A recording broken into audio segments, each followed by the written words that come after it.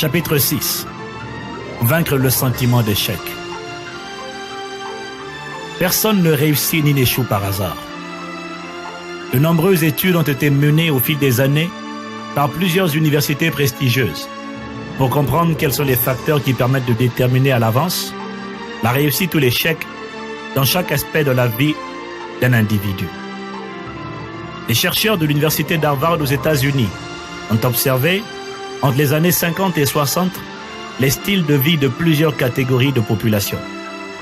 Et ils se sont aperçus qu'il existait véritablement une psychologie de l'échec. L'échec est prévisible et il provient du mépris de plusieurs principes bibliques et universels qui ne sont pas appliqués.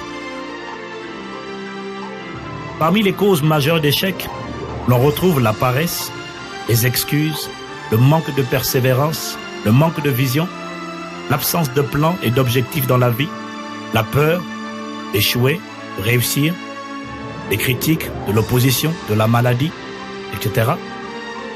On retrouve le manque de discipline, le manque de diligence et la procrastination, encore l'indécision.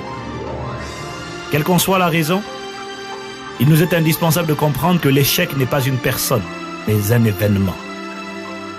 Vous avez peut-être fait quelque chose qui a échoué, qui a été insensé, certes, mais cela ne vous définit absolument pas.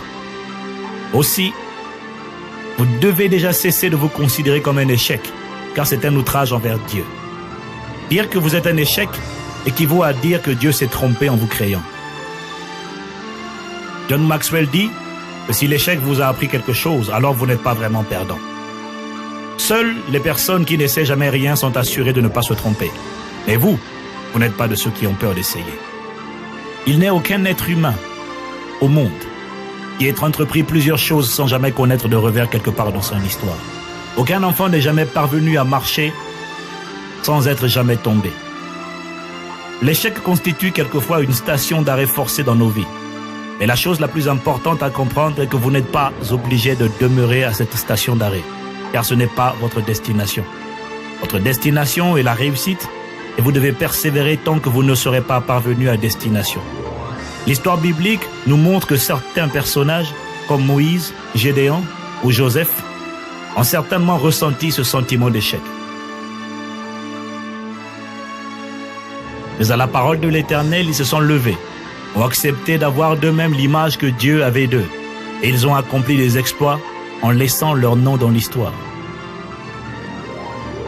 Saviez-vous que le génie, inventeur Thomas Edison, inventeur de l'électricité et de tant d'autres découvertes, n'alla à l'école que 3 mois, et pourtant il ne finit pas dans la misère.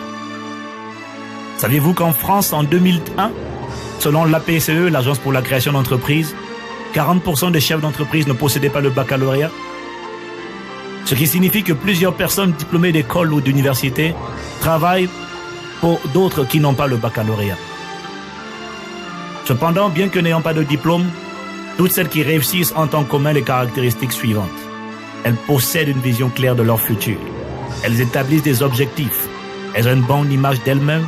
Elles ont appris à développer une attitude positive. Elles savent communiquer efficacement avec les autres. Elles sont remplies de confiance, sont disciplinées, diligentes et enfin, elles recherchent toujours le moyen de faire mieux ce qu'elles font bien.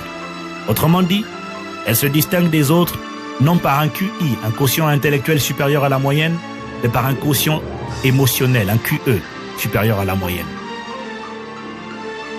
Quels que soient vos échecs passés, je pourrais vous fournir la liste de plusieurs personnes qui ont connu la même situation que vous, mais qui ne se sont pas laissées intimider.